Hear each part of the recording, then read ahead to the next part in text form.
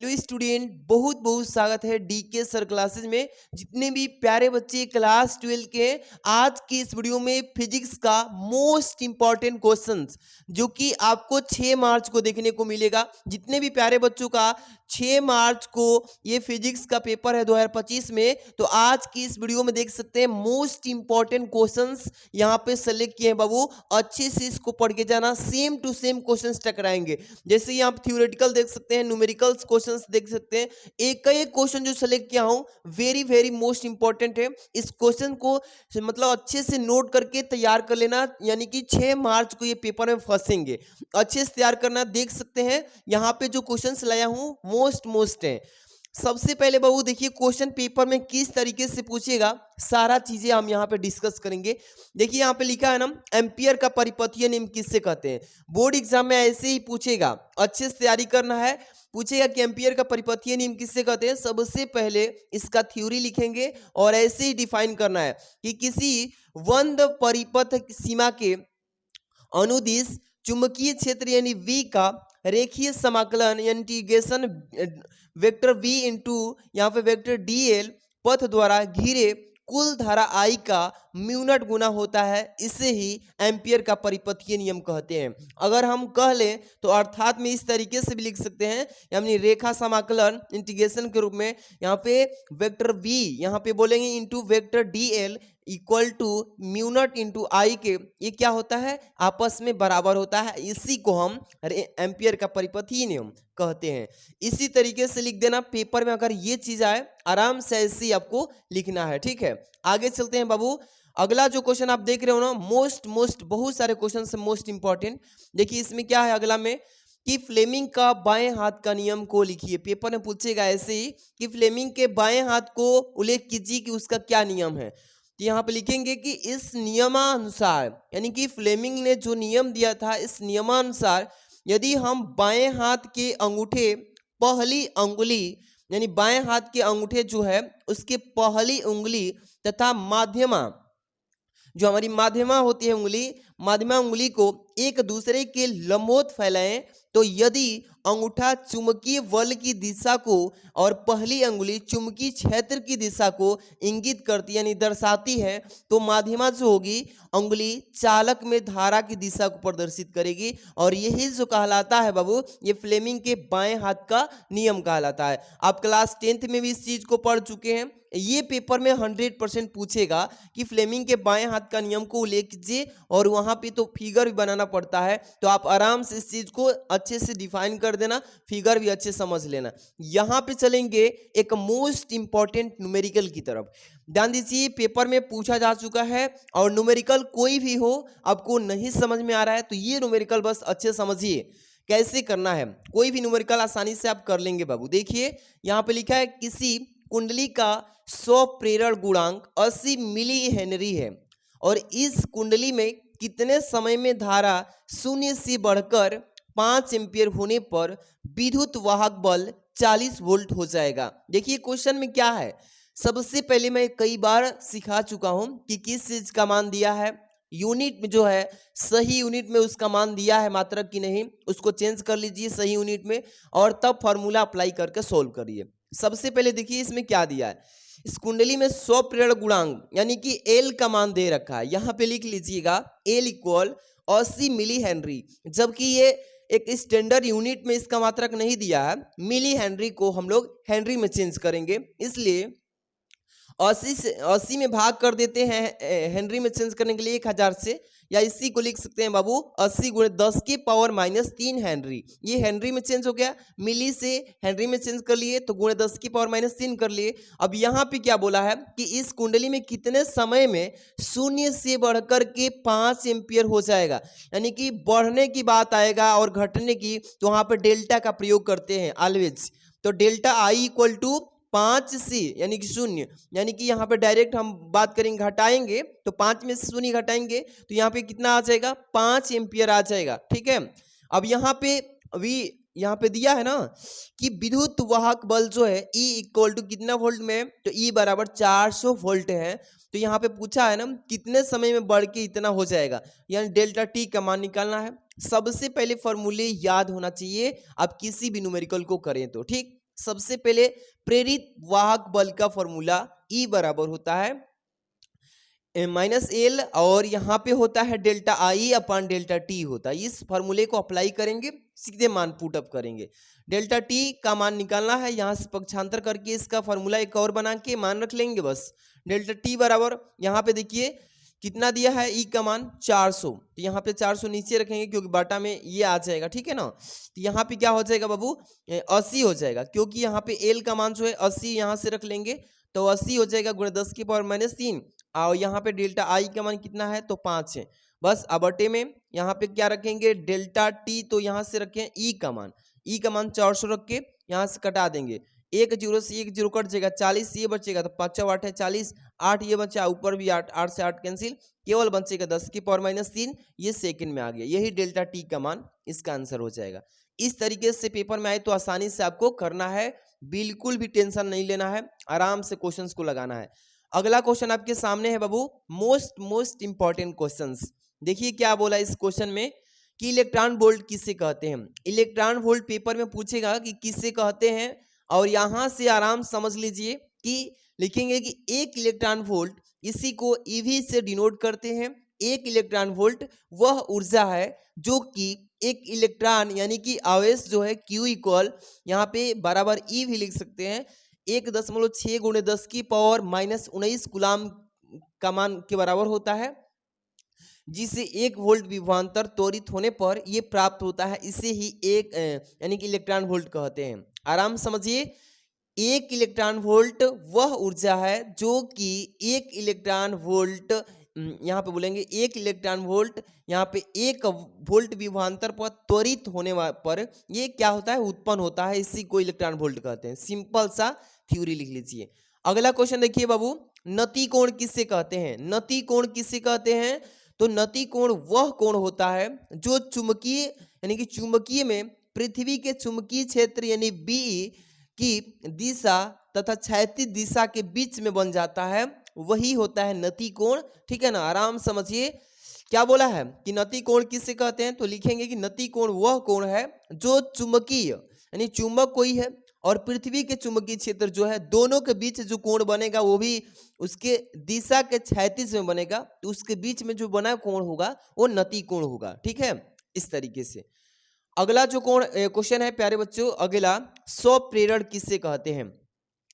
स्वप्रेरण किसे कहते हैं पेपर में पूछेगा तो इसको परिभाषित करना होगा, इसका आपको फॉर्मूला भी याद करके रखना है, ठीक है।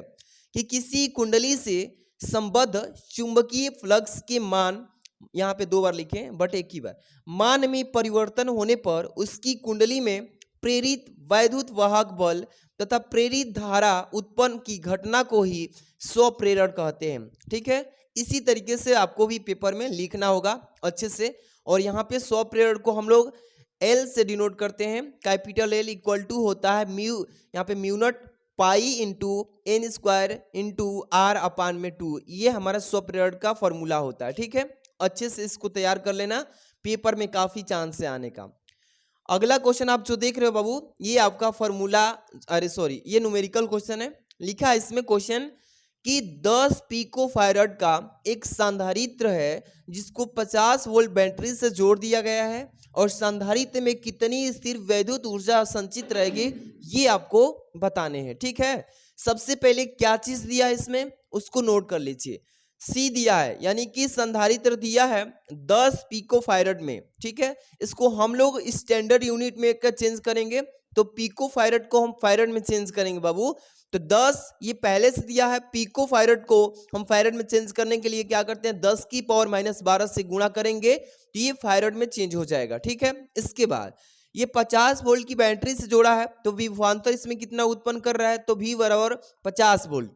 अब देखिए स्थितिज ऊर्जा इसका निकालना है, बोला है ना कि इसमें जो टोटल स्थिर विद्युत ऊर्जा होगी क्या होगी, तो U बराबर होता है स्थितिज ऊर्जा हाफ CV², ठीक है ना।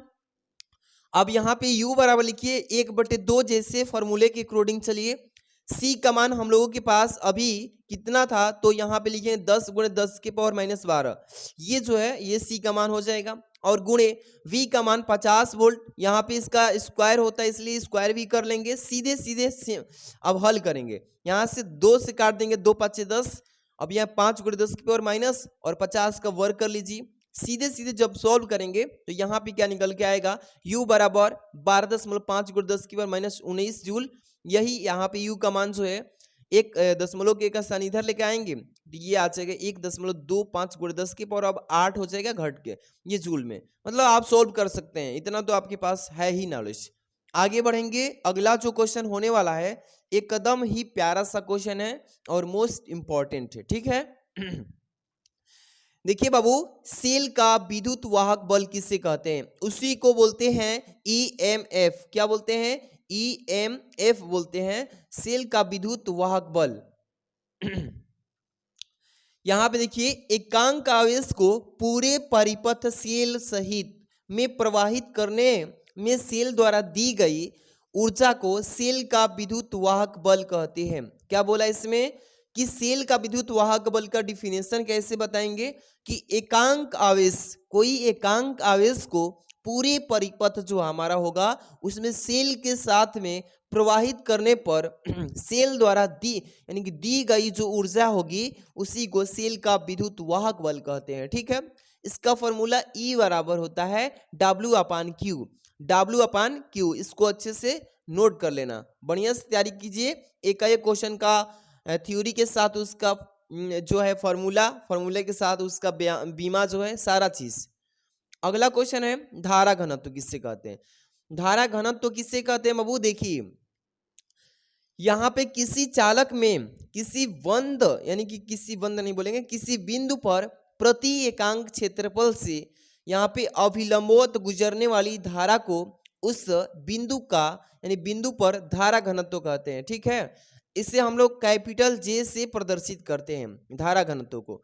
किस से? कैपिटल J से। बोला है कि किसी चालक में किसी बिंदु पर प्रति एकांक क्षेत्रफल से अभिलंबवत गुजरने वाला धारा को उस बिंदु पर धारा घनत्व कहलाता है। इसे J से डिनोट करते हैं, ठीक है।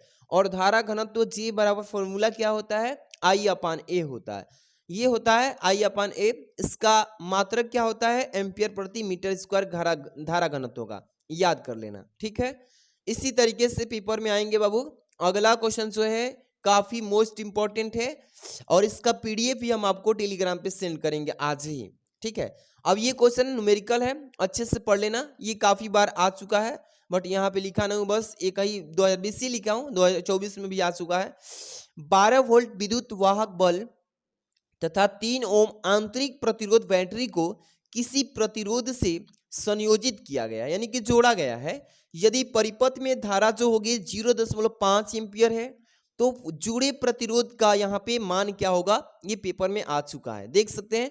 सबसे पहले किस चीज का मान है? देखिए यहाँ पे ई जो है ये आपका 12 वोल्ट से जोड़ा है यानी कि वाहक बल जो है हमारा E बराबर 12 वोल्ट।